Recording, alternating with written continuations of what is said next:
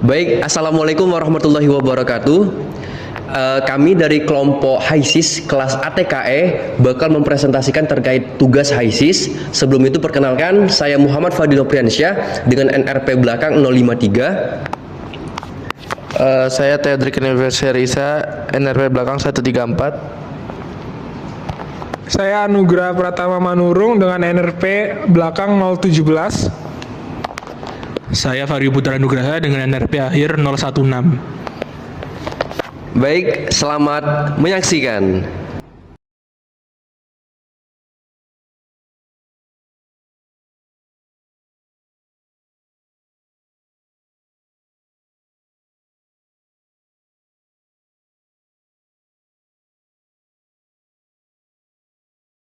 Baik, kita akan sekarang menjelaskan untuk yang Gibbs reaktor adiabatik. Adiabatik kan berarti artinya Q sama dengan 0. Oke, kita ke simulasi lagi. Nah, untuk GBR adiabatik ini Q sama dengan 0. Kita masuk 1, keluar vapor phase dan juga liquid phase. Terus properties. Terus kita ke komponen list. Kita bisa lihat di sini ada benzen, toluen, refrik 40 sebagai klorometan dan juga asam klorida atau HCl. Untuk basisnya kita menggunakan SRK. Dan untuk reactionnya kita ke active reactionnya dia di sini. Oke, sebentar. Oke, kita bisa lihat di sini bahwa benzen dan refrik itu adalah -1 di stoichiometric-nya karena dia reaktan, sedangkan toluen dan asam klorida +1 karena dia produk. Dan dia di CO itu 0,75. Oke, sudah. Kita keluarkan ini dulu. Kita ke simulasi. Oke, kita balik lagi simulasi. Kita sekarang mau cek di Gibbs reaktornya apa yang terjadi. Oke, di Gibbs reaktor kita bisa lihat di sini. Coba kita naikkan dulu. Oke. Oke, bisa naik sekarang. Gibbs reaktornya di sini bahwa heat flow-nya kita bisa lihat yang masuk sama dengan yang keluar. Berarti kan sama dengan 0. Sesuai dengan konsepnya adalah adiabatik. Sedangkan untuk temperaturnya dia ada di 120 yang masuk, terus yang keluar adalah 311,3. Nah, untuk pressure-nya tetap sama dan untuk molar flow dan mass flow-nya tidak ada yang berubah. Terus kita ke komposisi. Sebentar, salah. Nah, komposisi kita bisa lihat di 1 itu 0,5. Di liquid phase-nya di 0,05. Jadi liquid phase dan vapor phase fraksinya sama. Kita ke desain. Nah, bisa dilihat di sini bahwa energinya tidak ada dan dia masuk berarti keluarnya sebagai vapor dan sebagai liquid.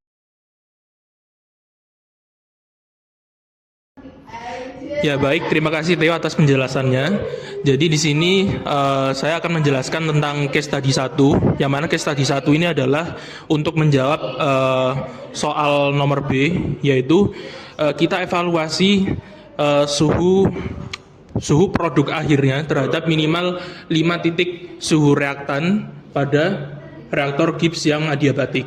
Jadi yang pertama adalah kita set terlebih dahulu variable selection-nya. Nah, di sini pada tab variable selection ada 2 jenis variabel, yaitu yang pertama independent variable atau variabel bebas, dan yang kedua adalah dependent variable, yaitu variabel tak bebas atau variabel tak terikat. Nah, karena tadi di poin B disuruhnya adalah temperatur reaktan sebagai independen, jadi kita masukkan temperatur reaktan sebagai independent variable, dan di sini kita dapat mengisi beberapa dependent variable terhadap temperatur reaktannya. Cuman yang kita pakai adalah VP temperature ini. Jadi ini merupakan suhu vapor produknya. Kemudian kita beranjak ke case study setup. Nah, pada case study setup ini kita tentukan dahulu startnya dari suhu 120 hingga N-nya nanti 280. Maksudnya ini apa? Maksudnya ini nanti untuk membuat plotnya nanti, sehingga kita setup dulu di sini, nanti plotnya akan mengikuti setup di sini. Kemudian nah ini ada stepnya 81 titik. Jadi kita udah masukin ini, kemudian kita ke plot. Nah, plotnya akan mengikuti yang kita masukkan di case study setup tadi. Nah, dari grafik ini kita dapat mengetahui bahwa independent variabelnya yaitu temperatur reaktannya sebagai sumbu X dan temperatur vapor produknya atau ya vapor produknya sebagai dependent variable. Nah, kita evaluasi di titik pertama terlebih dahulu sini. Nah, temperatur masuk sebesar 125,6 derajat Celcius. Maka nanti temperatur vapor produknya adalah 315,3 derajat Celcius. Kemudian evaluasi ke titik kedua. Nah, sini temperatur reaktan masuknya 150 derajat Celcius dan temperatur vapor produknya nanti adalah 333,1 derajat Celcius. Kemudian ke titik ketiga, temperatur reaktan masuknya 181,1 derajat Celcius, temperatur vapor produknya 356,4 derajat Celcius. Kemudian titik 4 misal di sini. Temperatur reaktan masuknya yaitu 219,4 derajat Celcius. Kemudian temperatur ya ini titik 4 kita ya, titik 4 misal suhu reaktan masuknya 220,8 derajat Celcius dan suhu vapor produknya yaitu 387,3 derajat Celcius. Kemudian misal titik 5 di sini. Nah, temperatur reaktan masuknya 270,9 derajat Celcius dan temperatur vapor keluarnya yaitu 427,7 derajat Celcius. Yang artinya telah terbukti bahwa independent variable yang berubah suhu reaktan masuknya akan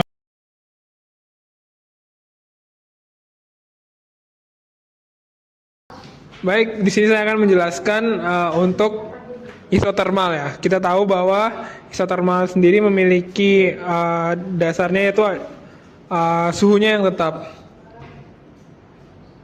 Oke, di sini merupakan gambar sketch dari GBR isotermal. Kita tahu bahwa vapor outletnya itu ini vapor outlet, terus di sini ada liquid outlet. Nah, terus untuk worksheet-nya itu sendiri, seperti yang kita ketahui tadi bahwa di adiabatik tadi sebelumnya bahwa heat flow-nya adalah 0. Nah, sedangkan di sini dia memiliki suatu heat flow 7,42 kali 10 pangkat 4 dan juga di sini kita tahu bahwa suhunya tetap. Nah, terbukti bahwa suhunya tetap 120 dan 120. Pressure-nya juga sama 202,6 dan seterusnya. Lalu untuk composition-nya sendiri itu benzen 0,5, liquidnya 0,09, vapornya 0,001. Nah, sedangkan toluene itu sendiri pada fase liquid itu didapatkan 0,987, sedangkan vapornya 0,499 dan seterusnya.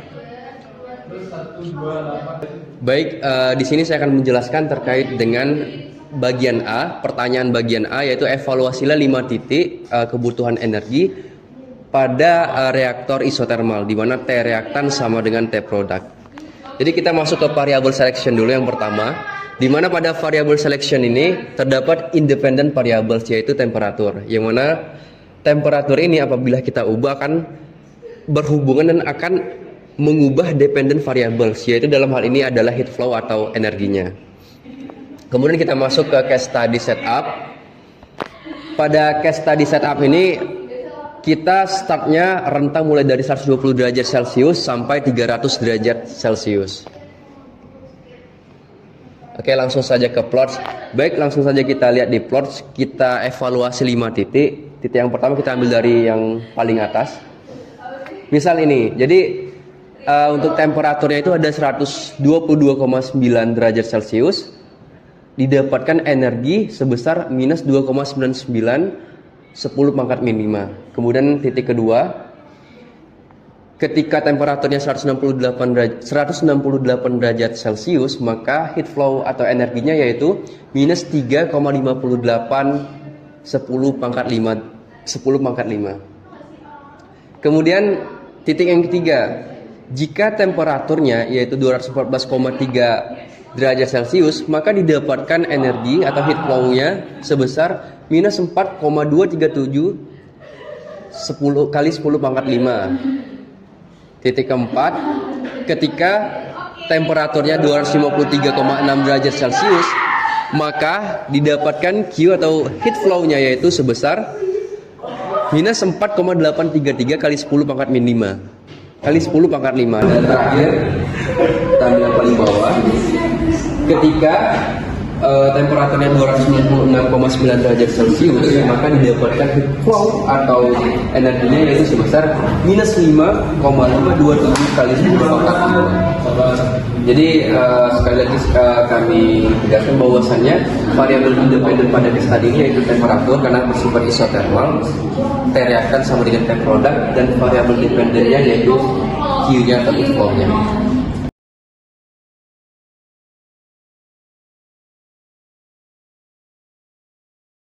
Ya baik, untuk selanjutnya kita beranjak ke aplikasi selanjutnya yaitu Aspen Plus untuk mengevaluasi dua kasus yang sebelumnya itu. Jadi untuk kasus pertama seperti yang sebelumnya ada suatu reaktor Gibbs adiabatik, yaitu sesuai gambar ini. Jadi ada stream 1, stream masuk, kemudian ada reaktor Gibbs-nya yaitu B1, kemudian ada stream keluarnya yaitu S2. Nah, sekarang kita menuju ke S1 yaitu stream masuknya. Nah, di sini kita set terlebih dahulu temperatur masuknya. Kita asumsikan sebesar 150 derajat Celcius. Kemudian pressure-nya atau tekanannya yaitu 1 atm, dan basisnya atau basis flow rate-nya yaitu mass. Jadi mass flow rate-nya kita asumsikan sebesar 100 kilo per hour. Dan kemudian di sini ada komposisinya. Komposisinya berupa fraksi massa, yaitu karena ini stream masuk, jadi yang dimasukin di sini adalah fraksi reaktannya. Reaktan pertama yaitu ada benzen 0,6, kemudian ada klorometan 0,4, sehingga totalnya adalah 1. Nah, setelah itu kita beranjak ke reaktornya B1. Nah, di sini kita set terlebih dahulu ini, kita asumsikan pressure atau tekanannya 1 atm. Kemudian, nah, karena kasus ini adalah merupakan kasus adiabatik, sehingga Q-nya atau heat duty-nya kita set sama dengan 0. Ya. Oke, sekarang kita menuju ke case study. Case study sini berbeda dengan Aspen Plus, Aspen Nasi sebelumnya. Di sini kita menggunakan sensitivity sebagai case study kita. Nah, yang akan muncul sebagai grafik. Untuk membuat grafik tersebut kita perlu pertama differ. Differ ini adalah variabel yang kita akan ubah-ubah. Di sini sudah ditulis manipulative variable. Nah, di sini variabelnya 1, tipenya stream var. Streamnya dari stream masuk yaitu S1. Variabelnya adalah temperatur, karena kita akan mencari suhu masuk dan suhu keluar. Nah, di sini variable limitnya kita start point di limit 150, end pointnya 300, incrementnya 5. Kita lanjut, kita bisa pencet next, habis itu ke define. Ke define ini adalah variable dependent atau yang kita yang berubah sesuai dengan variable independennya. Nah, variabelnya adalah suhu out, reference-nya adalah stream var, streamnya adalah stream keluar S2, substreamnya mix, variable temperatur, unitnya C. Terus kita ke tabulate, tabulate itu buat nanti penamannya. Setelah itu kita bisa run, kita langsung ke resultnya. Ya, langsung kelihatan suhu, misal suhu masuk 150, suhu outnya 34,183. Dan kalau kita plotting, nah di plotting akan seperti ini. Jadi ketika suhu masuk itu bertambah, berarti sama dengan suhu keluar juga bertambah. Bisa dicoba di titik-titiknya, 5 titik. Oke, pertama di titik pertama ada 160,442. Terus di sini sekitaran 43,93. Lanjut, mungkin bisa di sini. Nah, sini aja boleh. 179,532. Di sini Y-nya 358,837. Titik ketiga sini. Oke, di sini 209,228. Y-nya 381,442.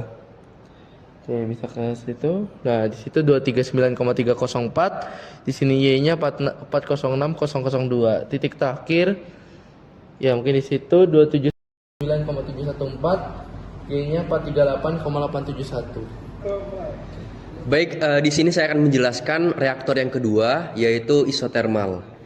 Kalau kita lihat di sini, itu ada S3 berupa stream aliran ketiga, kemudian ada B2, reaktor isotermal, kemudian ada keluarannya itu ada stream 4 atau S4, dan juga ada heat loss-nya yaitu S5. Kita masuk ke yang pertama yaitu S3-nya. Oke, baik, untuk di S3 ini spesifikasinya itu kita pilih temperatur dan juga pressure. Untuk state variabelnya, temperaturnya kita masukkan data yaitu 150 derajat Celcius, kemudian pressure-nya 1 atm. Untuk total flow basisnya kita menggunakan massa dengan total flow rate-nya yaitu 100 kg per hour. Kemudian kita masuk ke composition.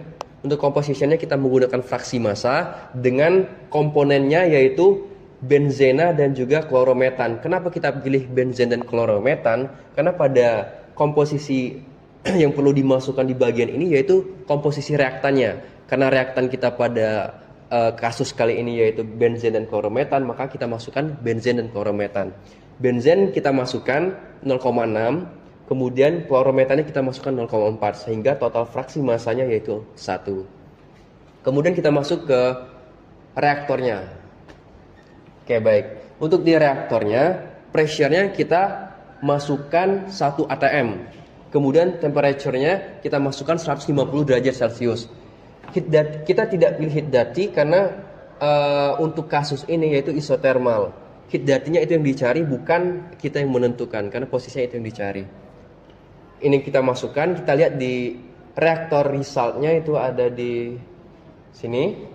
Oke, baik. Ketika outlet temperaturnya 150 derajat Celcius dan juga outlet pressure-nya 1,01325 bar, maka heat dirty-nya yang dicari itu bakal keluar kalornya yaitu sebesar 1941,16.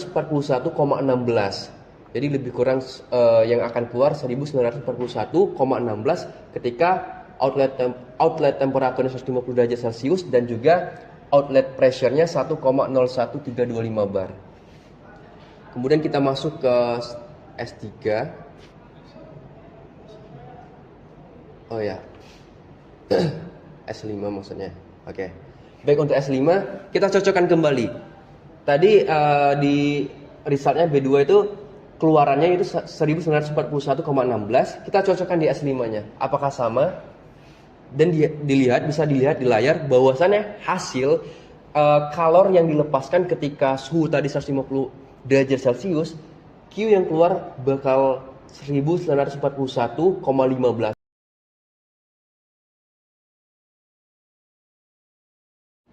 Oke, di sini saya akan menjelaskan independent variable, di mana untuk independent variabelnya kita menggunakan suhu ya. Starting point itu 150 derajat sampai dengan 300 derajat.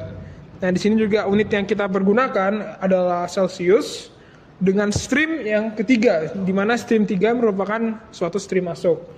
Dan type of streamnya adalah stream var, dan variabelnya variabel pertama. Nah, ini variable key. Kita ketahui bahwa kategori yang kita pergunakan adalah streams, dan type-nya haruslah hidden. Kenapa? Karena kita harus mencari berapa sih key yang dihasilkan. Nah, untuk stream 5 ini merupakan stream key atau keluaran dari color tersebut. Ini ada merupakan satuan dari color atau cal per second. Nah, ini tabulate variable or expression itu key. Nah, ini merupakan hasil resultnya ya. Bisa teman-teman cek di sini. Nah, ini merupakan hasil dari plottingnya. Jadi untuk yang pertama di bagian sini, kita ambil sampel di bagian sini. Kita bisa. Oke, ketika X sama dengan 159,843 dihasilkan Y 2039,394.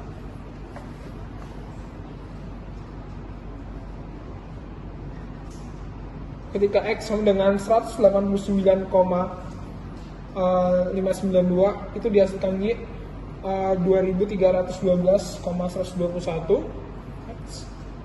Ketika X sama dengan 210,372 dihasilkan Y sebesar 2509,91. Yang keempat itu ketika X sama dengan 234,816 itu dihasilkan 2757,576 untuk Y. Terus terakhir ketika X sama dengan 259,807 dihasilkan Y sama dengan 3025,758. Sekian tugas presentasi HiSys dari kami. Semoga bermanfaat dan terima kasih. Dadah.